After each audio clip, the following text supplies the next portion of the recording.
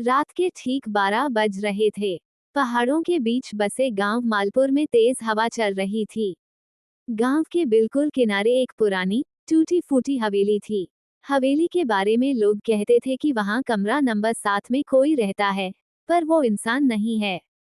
गांव का 16 साल का लड़का अर्जुन हमेशा से बहादुर था। उसे भूत प्रेतों पर यकीन नहीं था। एक दिन उसके दोस्तों ने उसे चैलेंज दिया कि अगर हिम्मत है तो वह रात में हवेली में जाकर कमरा नंबर 7 का दरवाजा खोले। अर्जुन ने बिना सोचे मान लिया। रात होते ही वह टॉर्च लेकर हवेली की तरफ चला। हवेली का दरवाजा हल्की सी धक्के से खुल गया, जैसे किसी ने अंदर से उसे आने का निमंत्रण दिया हो। अंदर अंधेरा था, पुराने पर्दे हवा में हिल रहे थे और हर कोने से धूल उड़ रही थी। धीरे धीरे सीढ़ियां चढ़ते हुए वह दूसरी मंजिल पर पहुंचा, जहां कमरा नंबर 7 था।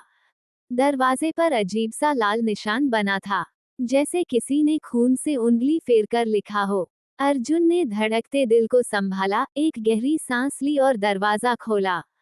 कमरा एकदम ठंडा था, इतना ठंडा कि उसकी सांस धुएं की तरह दिखाई दे रही थी। अंदर एक पुरानी लकड़ी की कुर्सी थी जो खुद ब खुद हिल रही थी।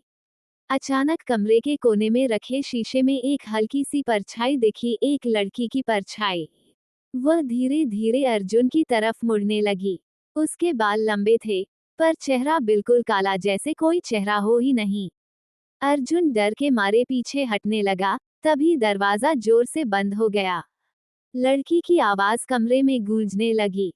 तुम यहाँ क्यों आए हो? इस कमरे में कोई वापस नहीं जाता। अर्जुन ने हिम्मत करके टॉर्च सीधा शीशे पर फेंक दी। शीशा टूटते ही एक भयानक चीख पूरे हवेली में फैल गई। हवा का जोर बढ़ गया और दरवाजा खुल गया। अर्जुन भागता हुआ हवेली से बाहर निकला और पीछे मुड़कर देखा। कमरा नंबर 7 की खिड़की में वही लड़की खड़ी थी और मुस्कुरा रही थी। इसके बाद अर्जुन कभी उस तरफ नहीं गया। लेकिन आज भी गांव वाले कहते हैं कि रात के 12 बजे कमरा नंबर 7 की खिड़की में एक चेहराविहीन लड़की नजर आती है।